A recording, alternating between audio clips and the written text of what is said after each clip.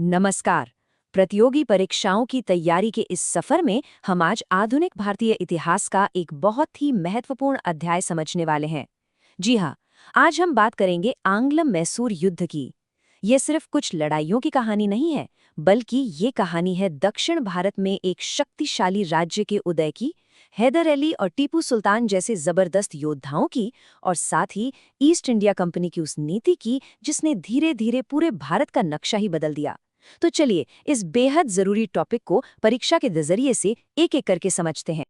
अच्छा, तो इस पूरे विश्लेषण में हम कैसे आगे बढ़ेंगे? देखिए, सबसे पहले हम समझेंगे कि उस दौर में दक्षिण भारत की राजनीतिक स्थिति क्या थी, मतलब इस संघर्ष की जड़ें कहाँ थीं। फिर हम एक-एक करके चारों आंग्ल मैसूर युद्धों पर विस्तार से बात करेंगे। उनके कारण क्या थे, मुख्य घटनाएं कौन सी थीं और आखिर में परिणाम क्या निकला। और हाँ, सबसे आखिर में हम उन सभी जरूरी तथ्यों को एक जगह इकट्ठा करेंगे जहां से सीधे सीधे सवाल बनते हैं, ताकि रिवीजन भी साथ साथ हो जाए। तो सबसे पहला सवाल, ये टॉपिक एग्जाम के लिए इतना जरूरी क्यों है? देखिए, आप यूपीएससी प्रीलिम्स, स्टेट पीएससी या एसएससी सीजीएल का कोई भी पुराना पेपर उठाकर देख लीजिए, ब्रिटिशकालीन युद्ध और संधियां से जुड़े सवाल आपको जरूर मिलेंगे। कई बार मैच द फॉलोइंग वाले सवाल आते हैं, जैसे युद्ध का नाम और संधि का मिलान करना, या फिर क्रोनोलॉजिकल ऑर्डर में घटनाओं को लगाने के लिए कहा जाता है। इसीलिए आंग्ल मैसूर युद्ध को समझना मतलब एग्जाम में अपने कुछ नंबर पक्के करना है। चलिए, अब थोड़ा टाइम में पीछे चलते हैं और 18वीं सदी के दक्षिण भारत को समझते हैं। उस समय यहाँ कोई एक अकेली सुपर पावर नहीं थी। सत्ता के कई दावेदार थे।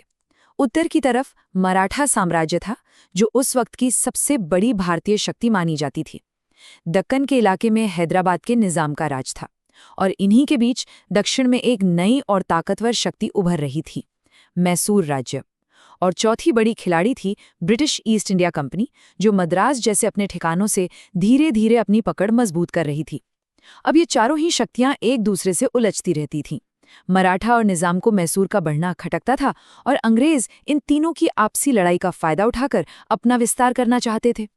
बस यही वो पावर स्ट्रगल था जिसने आंग्ल मैसूर युद्धों की जमीन तैयार की। और इस कहानी के जो पहले हीरो हैं वो हैं हैदर अली।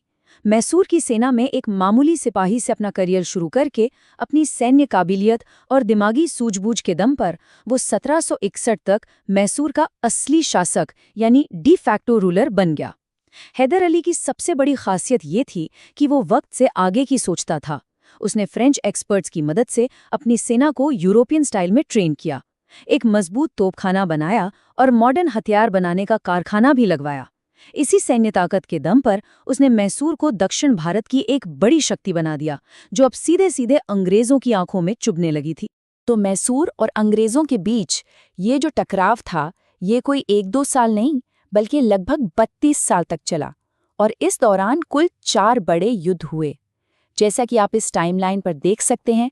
पहला युद्ध 1767 में शुरू हुआ, और ये सिलसिला 1799 में चौथे युद्ध के साथ खत्म हुआ। इन चारों युद्धों की तारीख है और उनका क्रम याद रखना एग्जाम के लिए बहुत जरूरी है, क्योंकि क्रोनोलॉजी पर आधारित सवाल अक्सर पूछ लिए जाते हैं। पहले युद्ध का नतीजा बहुत ही दिलचस्प था, और सच कहूं तो अंग्रेजों के लिए एक बड़ा झटका था। अंग्रेजों ने सोचा कि निजाम और मराठों को साथ मिलाकर हैदर अली को आसानी से हरा देंगे, लेकिन हैदर अली एक शानदार रणनीतिकार था। उसने अपनी कूटनीति से मराठों को न्यूट्रल कर दिया और निजाम को तो अपनी तरफ ही खींच लिया। फिर उसने इतनी तेजी से हमला किया कि अंग्रेज संभल ही नहीं पाए। हैदर अली की सेना अंग्रेजों को खदेड़ते खदेड़ते उनके सबसे बड़े गढ़ मद्रास के दरवाजे तक जा पहुंची। सोचिए, ये पहली बार था जब किसी भारतीय राजा ने अंग्रेजों को इस तरह से घुटनों पर ला दिया था। हार कर अंग्रेजों को 1769 में मद्रास की संधि करनी पड़ी। इस संधि की सबसे जरूरी शर्त ये थी कि अगर कोई बाहरी ताकत हमला करती है तो दोनों एक दूसरे की मदद करेंगे। ये एक तरह का डिफेंसिव अलायंस था, जिसे बाद में खुद अंग्रेजों ने ही तोड़ा, और वही दूसरे युद्ध की वजह बना। तो मद्रास की संधि से शांति तो हो गई, लेकिन ये शांति ज्यादा दिन टिकने वाली नहीं थी। 1771 में जब मराठों ने मैसूर पर हमला किया तो संधि के हिसाब से अंग्रेजों को हैदर अली की मदद करनी चाहिए थी, पर उन्होंने नहीं की। इस धोखे से हैदर अली को समझ आ गया कि अंग्रेजों पर भरोसा करना बेवकूफ़ी है, और बस यही विश्वासघात दूसरे आंग्ल मैसूर युद्ध की सबसे बड़ी वजह बना। चलिए अब इस दूसरे दौर को समझते हैं। दूसरा युद्ध 1780 में शुरू हुआ। इस समय बंगाल का गवर्नर जनरल था वॉरेन हेस्टिंग्स। ये नाम याद रखिएगा, एग्जाम में बहुत पूछा जाता है। युद्ध चल ही रहा था कि 1782 में हैदर अली की कैंसर से मौत हो गई। अंग्रेजों को लगा बस अब मैसूर खत्म। लेकिन कहानी ने एक मोड़ लिया। हैदर के बेटे टीपू सुल्तान ने तुरंत कमान संभाली और युद्ध को पहले से भी ज्यादा जोश से जारी रखा। टीपू ने अंग्रेजों को कई मोर्चों पर हराया। आखिरकार दोनों ही पक्ष लड़ते लड़ते थक गए और 1784 में मंगलौर की संधि हुई। इस संधि में तय हुआ कि दोनों एक दूसरे के जीते हुए इलाके वापस कर देंगे। तो कह सकते हैं कि ये युद्ध लगभग बराबरी पर छूटा। 2 युद्धों के बाद अंग्रेज एक बात तो अच्छी तरह समझ चुके थे कि मैसूर को अकेले हराना बहुत मुश्किल है, लगभग नामुमकिन। तो उस समय के गवर्नर जनरल लॉर्ड कॉर्नवालिस ने अपनी फूट डालो और राज करो की मशहूर नीति अपनाई। उसने मैसूर के पुराने दुश्मनों यानी मराठों और निजाम को लालच देकर टीपू के खिलाफ एक मजबूत त्रिगुट गठबंधन ट्रिपल अलायंस बना लिया। ये बात ध्यान में रखिएगा कि तीसरे युद्ध में टीपू सुल्तान अकेला था और उसके सामने ब्रिटिश, मराठा और निजाम की मिलीजुली फौज थी। अब जाहिर है इस शक्तिशाली गठबंधन के सामने टीपू सुल्तान ज्यादा देर टिक नहीं पाया और आखिरकार उसकी हार हुई। इसके बाद 1792 में जो संधि हुई उसे भारतीय इतिहास की सबसे अपमानजनक संधियों में से एक माना जाता है, श्रीरंगपट्टनम की संधि। इस संधि की शर्तें बहुत ही अपमानजनक थीं। टीपू को अपना आधा राज्य अंग्रेजों और उनके साथियों को देना पड़ा। उस पर 3 करोड़ रुपए से भी ज्यादा का युद्ध का हर्जाना लगाया गया और सबसे बुरी शर्त ये थी कि जब तक वो ये रकम चुका नहीं देता, उसे अपने 2 बेटों को अंग्रेजों के पास बंधक बनाकर रखना होगा। इस संधि ने मैसूर की कमर तोड़कर रख दी, आर्थिक और सैन्य दोनों ही तरह से। अब सोचिए, इतनी बड़ी हार और जिल्लत के बाद कोई भी शासक टूट जाता, लेकिन टीपू सुल्तान अलग मिट्टी का बना था। उसने हार नहीं मानी। अगले 7 सालों में उसने अपनी पूरी ताकत फिर से इकट्ठा करने की कोशिश की। उसने अपनी सेना को दोबारा खड़ा किया और अंग्रेजों के खिलाफ मदद के लिए फ्रांस, तुर्की और अफगानिस्तान जैसे देशों में अपने दूत भी भेजे। ये दिखाता है कि टीपू कितना दूरदर्शी शासक था। ये स्लाइड टीपू की पर्सनालिटी के उस पहलू को दिखाती है जहां से सीधे सीधे सवाल बनते हैं। टीपू दुनिया में हो रही घटनाओं पर नजर रखता था। उसने फ्रांस की क्रांति से प्रेरणा लेकर अपनी राजधानी श्रीरंगपट्टनम में स्वतंत्रता का वृक्ष यानी ट्री ऑफ लिबर्टी लगवाया। इतना ही नहीं, वो फ्रेंच जैकोबिन क्लब का सदस्य भी बना। ये दिखाता है कि वो आज़ादी और बराबरी जैसे मॉडर्न विचारों में कितनी दिलचस्पी रखता था।